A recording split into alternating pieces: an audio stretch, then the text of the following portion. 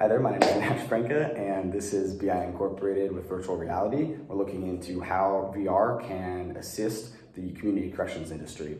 We looked into three different areas. First, the offenders or the clients. Second, the officers, and then data monitoring specialists who are BI employees working at call centers, taking in calls from the officers, and also looking into the information and data collected by the monitoring devices.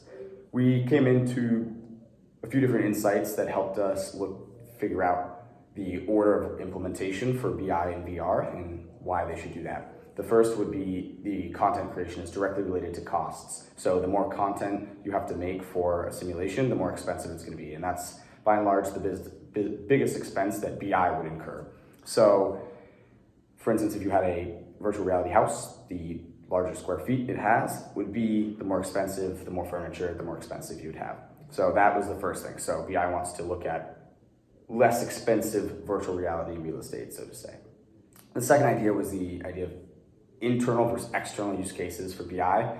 So one of the things raised by the officers was equipment sometimes being put out too early without all the bugs being put out and dealt with. So we would like to make sure that virtual reality for BI has been used internally to really figure out its positives and negatives and go through that process before giving it out to the external customer facing uses such as the officers and the offenders. And then the final, which is kind of obvious, but it's a big part, is eye fatigue. So wearing virtual reality for a long time right now causes strain to the eye, and that just means a few of the more long-term applications of VR aren't as useful. So going in, starting off, what we want to implement first would be the specialist training. So the data specialists, they have to learn a ton of information about the equipment, and that gives a really good time for them to put on a virtual reality headset and play around with the VR and see the different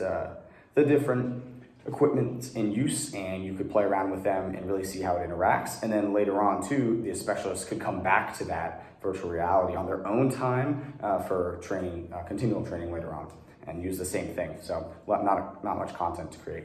The second thing that we found were for the officers.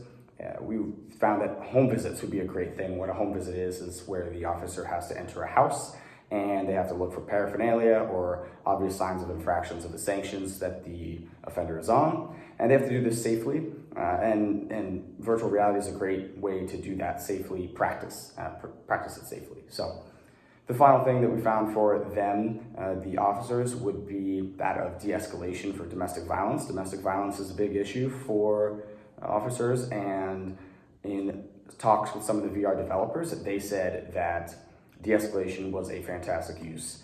And unfortunately, with the offenders, which are really who we're trying to impact at the end of the day, a lot of their needs, whether that's mental health or skills for jobs, it's too complex and too wide range for BI to use VR. There's been a lot of great VR scholarly and academics out there applying VR technology to that, but as of right now, BI is gonna help them through the officers and the specialists. Thank you.